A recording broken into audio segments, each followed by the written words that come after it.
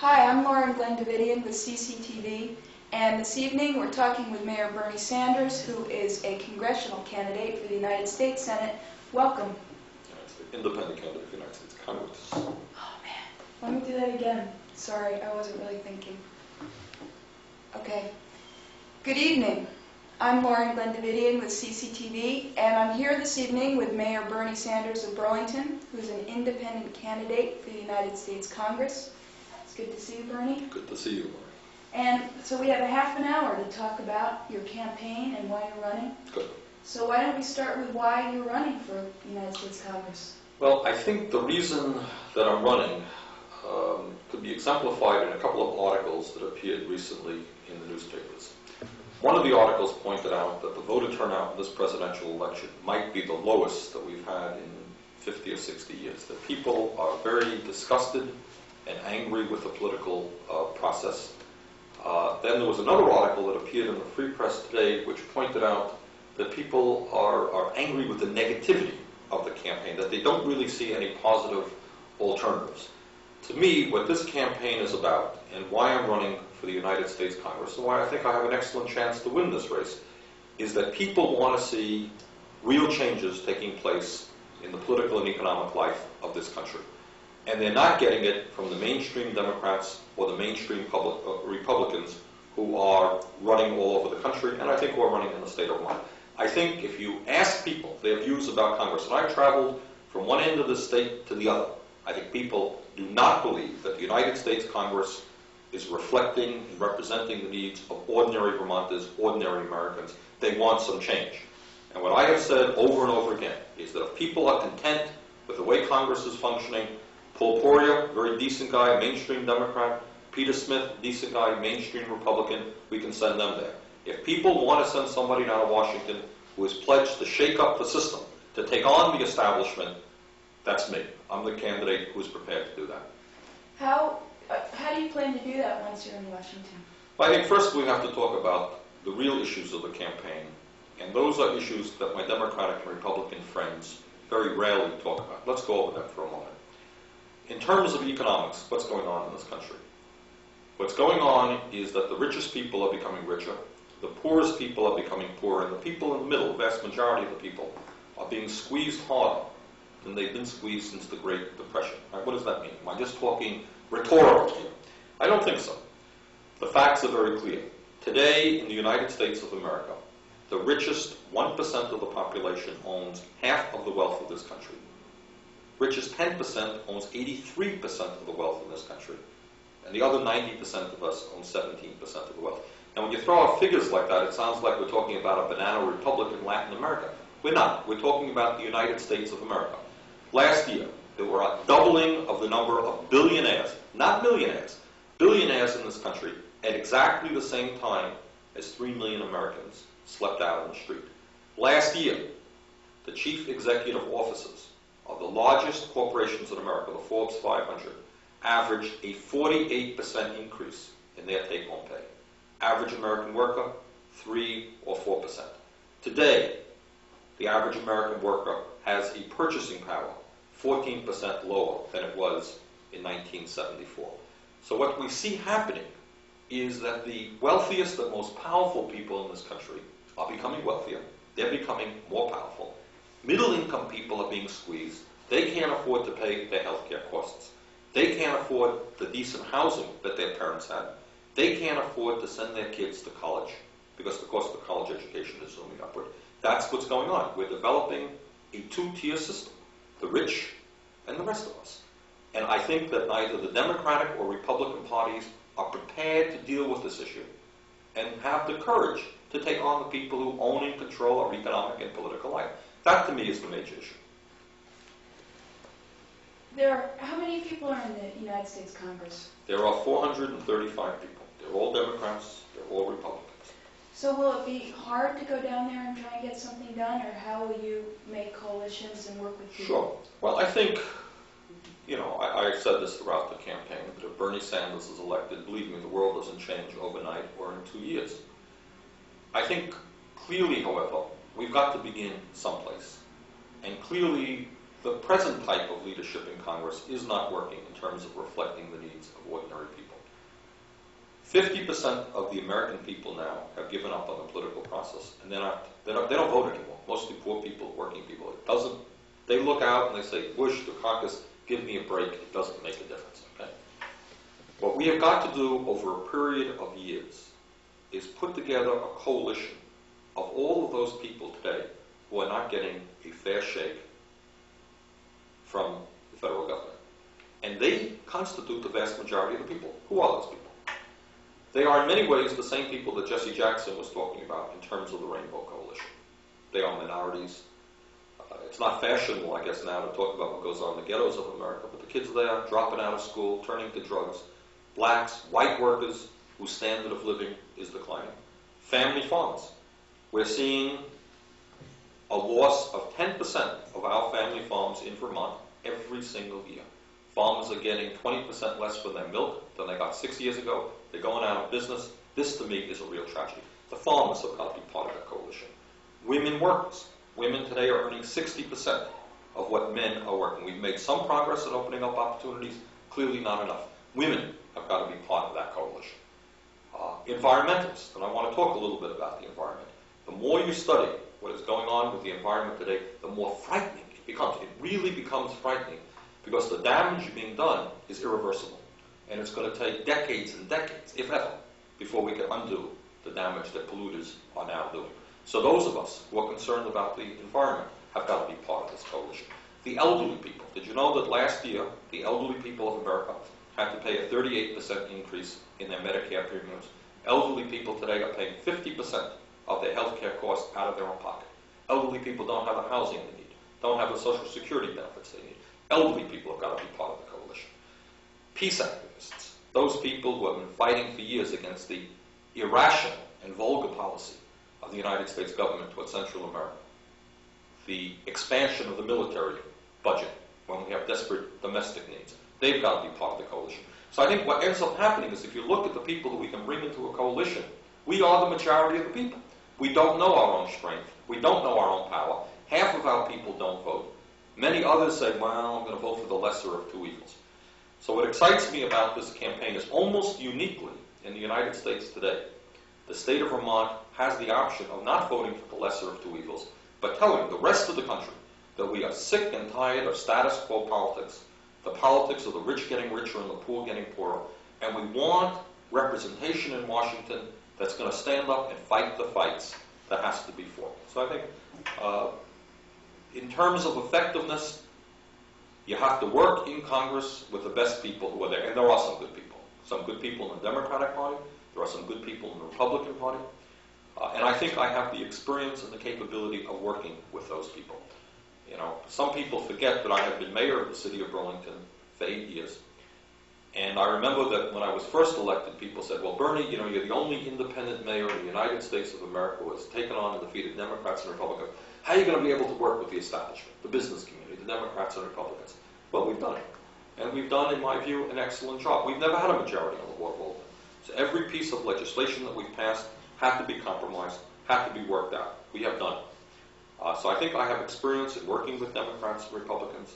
I have a solid base in preparing budgets, in knowing the problems of cities and towns. I think I can get the job done. We're talking in a way of two kinds of coalition building. One is to work with Democrats and Republicans who do have power at this point, and also what you were describing before, to bring people into the political process that are disenfranchised now. How have you done that and worked to do that in Burlington? Well, I think if you ask me, and I'd like to talk on this a little bit, what I'm proud of in terms of the accomplishments that we brought about in Burlington, probably what I would tell you, that the accomplishment that I'm most proud of is that at a time when fewer and fewer people are participating in the political process all over this country, half the people are not going to vote for president. In Burlington, we have come close, not quite, but we've come close to doubling the voter turnout in Burlington. In many cities our size all over America, you have only one party, people run without opposition. In Burlington, you have three parties. We are the only three-party system, political city of a city in the United States of America. We have come close to doubling voter turnout. In our aldermanic elections, people don't run unopposed. very often you have 3 people seeking the office. So I would say that we have brought in many, many thousands of working people, poor people, young people. I mean, you talk about people not participating in the system. Look at the kids today. Look at the young people. They are not voting in very large numbers.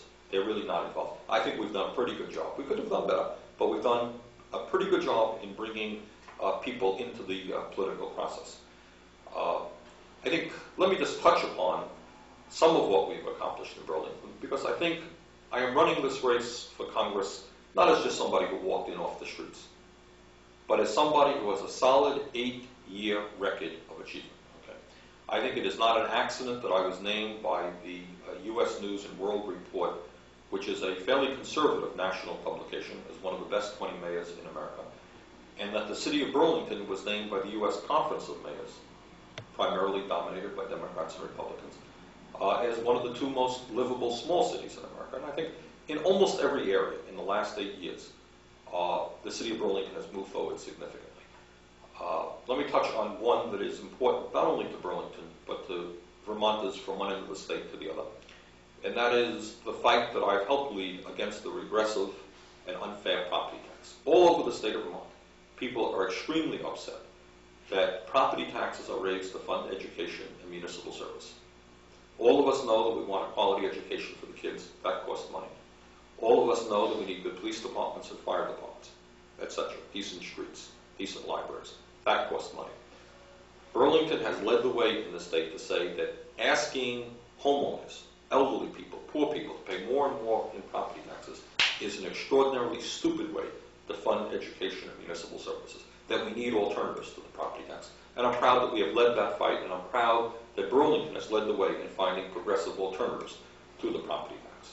In terms of housing, I would say that Burlington's record in attempting to build affordable housing, senior citizen housing, is the strongest of any municipality in the state. And I'm very proud that some of what we have accomplished here in Burlington is being emulated by state government and other communities. For example, Burlington Community Land Trust. As you know, we were the first city in America to develop the concept of a land trust, which is preserving many units of housing, of affordable housing in our city. The state is now moving in the same direction.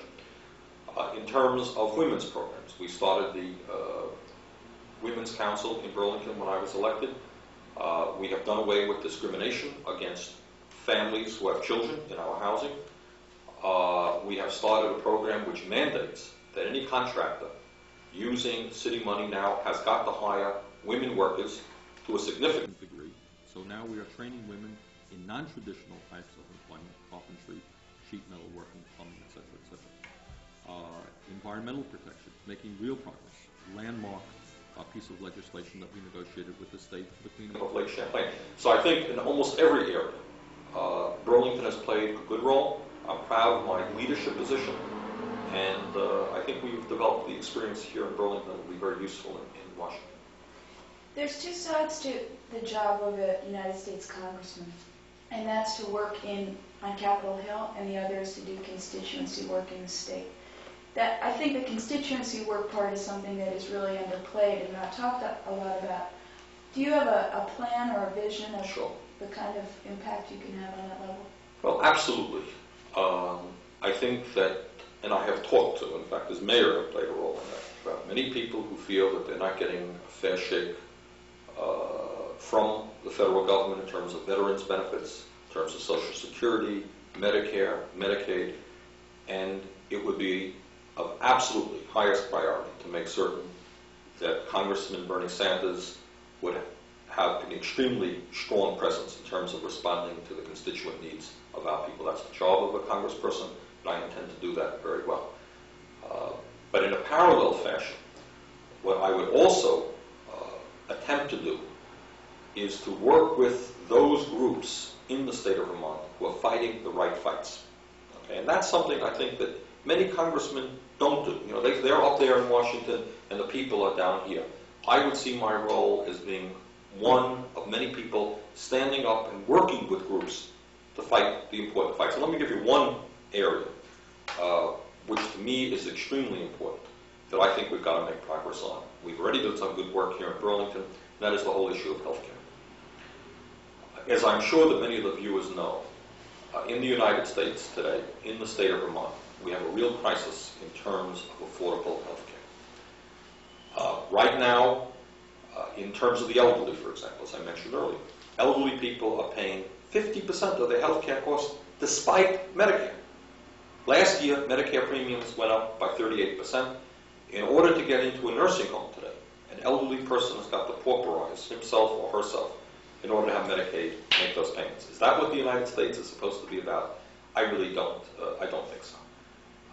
Recently, the federal government estimated that the cost of health care in this country, if present trends continue, is going to triple by the year 2000. How are people going to be able to afford health care? Right now, what people are saying is the cost of their Blue Cross Blue Shield rates is zooming upward. They're having a difficult time paying it now. Workers are having to pay more and more in deductibles. It's a real problem. And on top of all of that, 15% of Vermonters, 15% of Americans have no health insurance whatsoever. These are the people, if they get sick, they have to go to the hospital. Their kids have to go to the hospital. They're paying off that bill for 10 years. And the irony is that most of those people are working people. These are the people who work for the McDonald's, the Burger Kings, the Grand Unions, people who are working for the service industries where the employers are providing virtually no benefits at all. All right? That's the problem. How do you deal with the problem? Well, I think you've got to get the bull by the horns.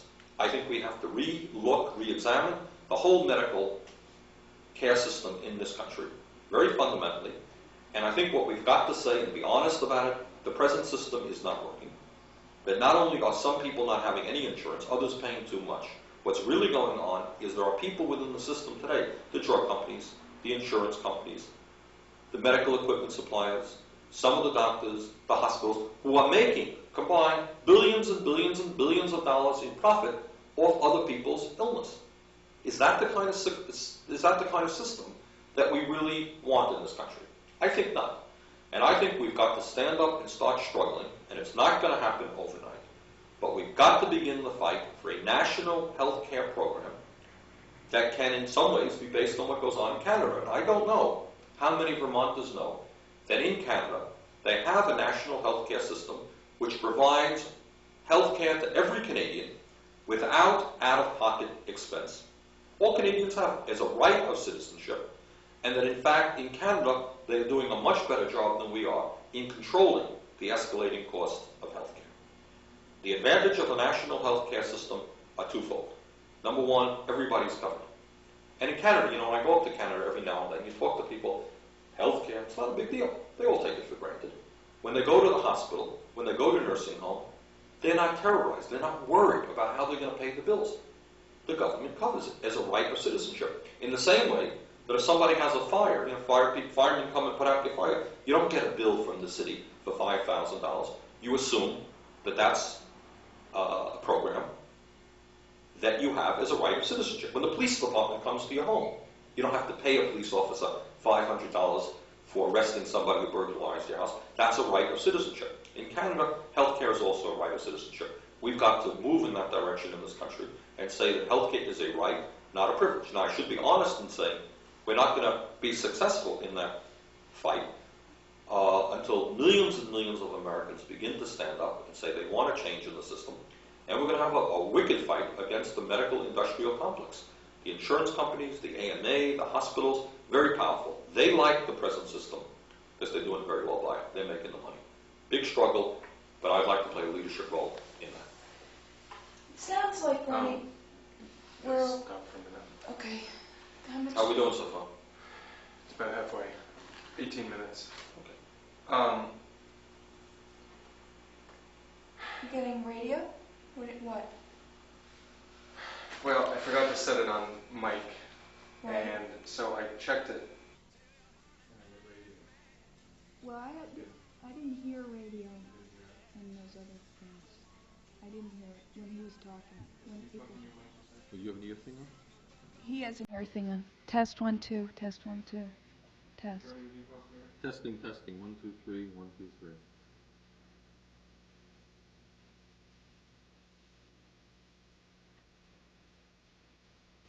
Is it louder than you? Be looking. Not very adequate to my ego, but Well, what about Bernie's? I don't think anyone's going to be worrying about the sound quality. Okay, let's take a moment and let's. So far, I think it's going fairly well. I have to flip the switch to put the expensive equipment on, huh? So without that. Exactly. My dungarees are not getting into the film, are they? No. Okay.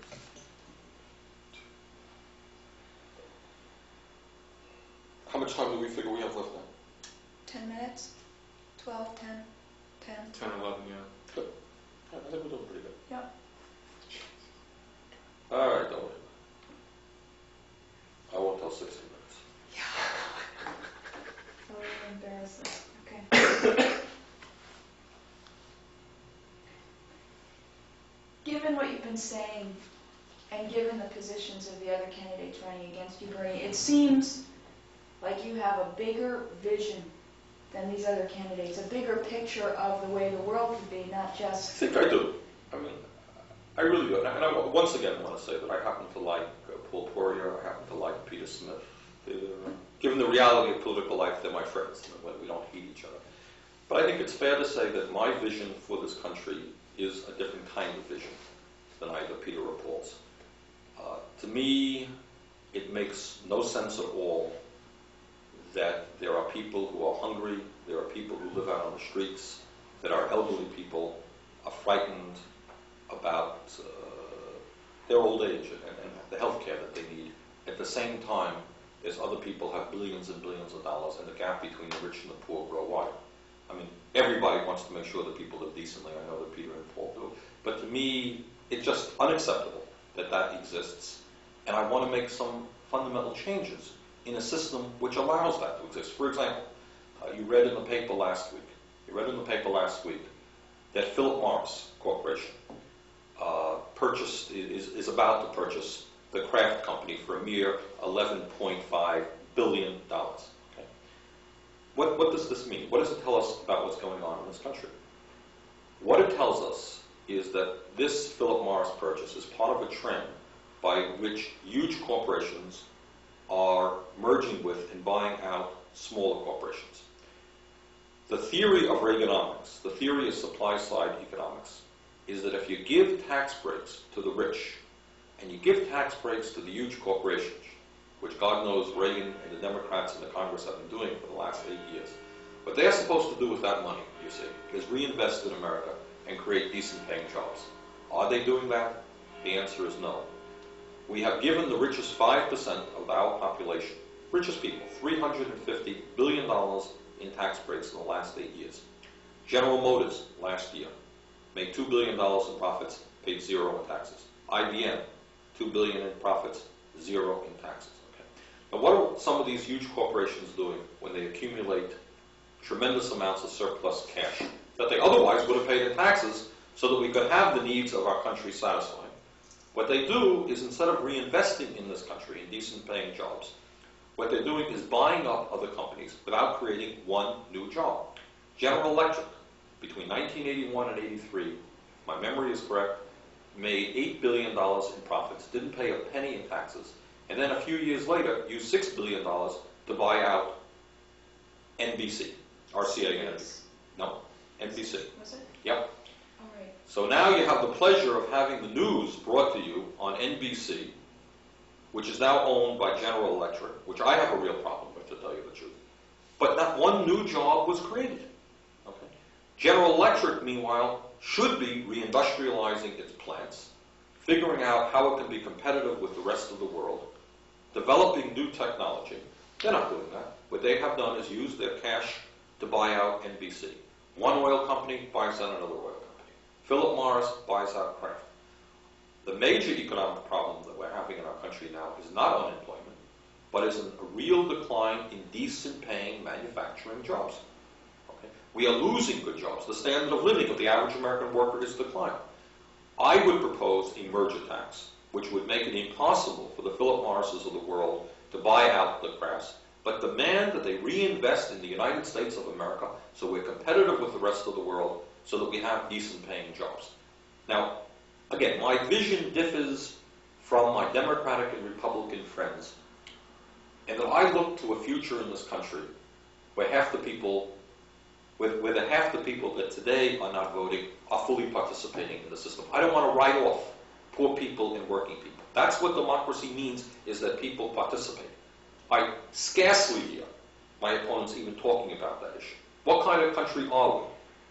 When in Sweden, 80 or 90% of the people vote, in our country, half of the people don't vote for president, less off election years, off presidential election years, less for local government. I want people to participate. I believe, and I think this is the difference between my Democratic and Republican friends and myself, is not only do I think it is criminal and immoral that you have millions of people sleeping out on the street, or that we're losing our family farms, which have been the backbone of this country and our state for years, or that we're destroying our environment because of the greed of large corporations. I believe that we have in this country the potential, the capabilities, the wealth, the intelligence to provide a decent standard of living for all of our people. It is not utopian. All of our people are entitled to decent housing. We could have that. We can have decent housing for all of our people. All of our people are entitled to quality health care without out-of-pocket expense. Not utopian. It exists to a large degree in Canada. All of our young boys and girls are entitled to a decent college education, or to the other type of education they want, post-secondary education. This is not utopian.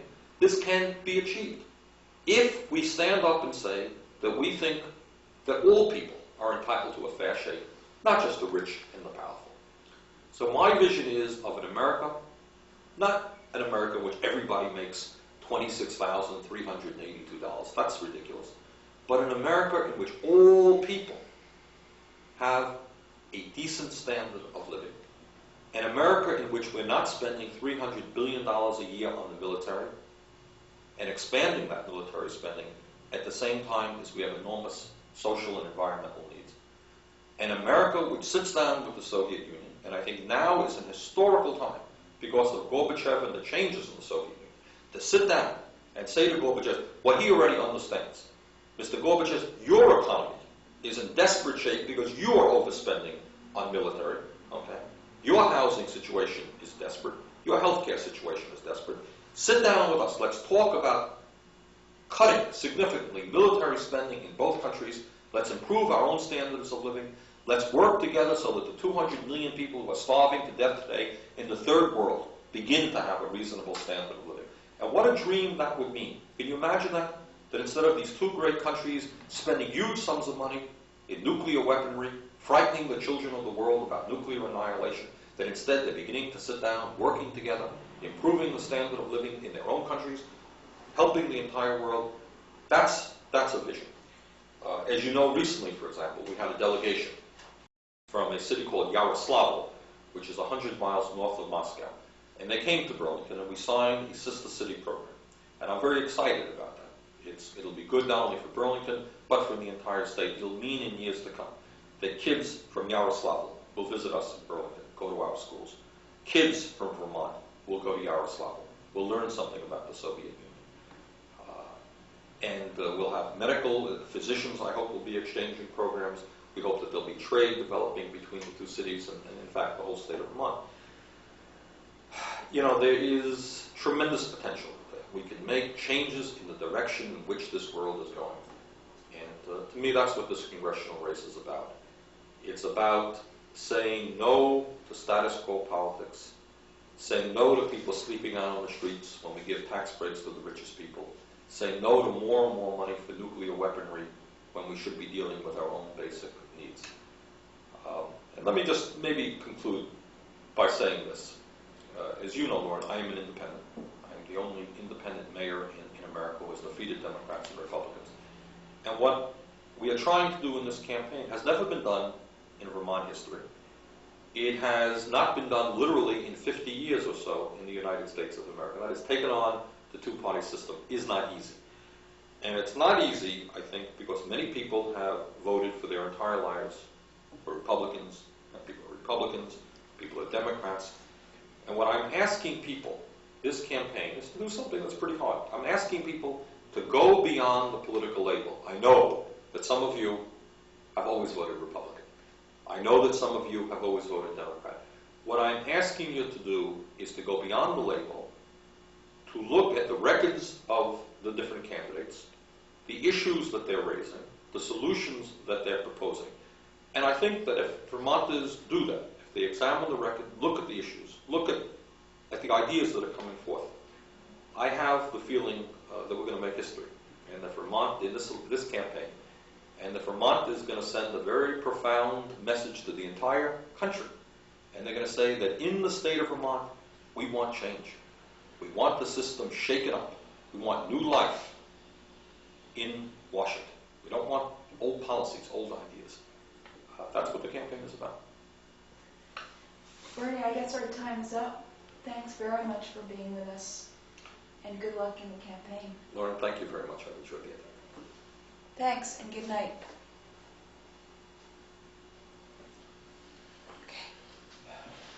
Okay. Good. I think it went pretty well. Really nicely. I think we about almost there. Yep. That was good. Good. So we didn't have to have a fight beforehand. We never have to have fights. Sure you do. Friends are supposed to fight, I right? know it. It's okay. All right, so I have one question I want to ask you, not on camera. Okay. This is one question that comes up, and I never have an answer for it, so I want to ask you this. If corporations are taxed, does that get passed on as a consumption tax to people? What's the answer to that? The answer to that is that there are two answers. First of all, corporations today, that's the supply side theory. And that's why we've lowered. The reason you have a deficit today is the corporations are contributing 50% less to the federal budget than they did in 1968. Today they're paying 11% of the total, in 68, 22%, $110 billion difference. That's why you have a deficit. The argument, that would be the same answer to say that if you want corporations, the answer to some degree is yes, it's true to some degree, but it ain't so simple. There is some degree of competition, and they simply cannot pass it on. There's international competition, okay? The argument is the same as saying is, if you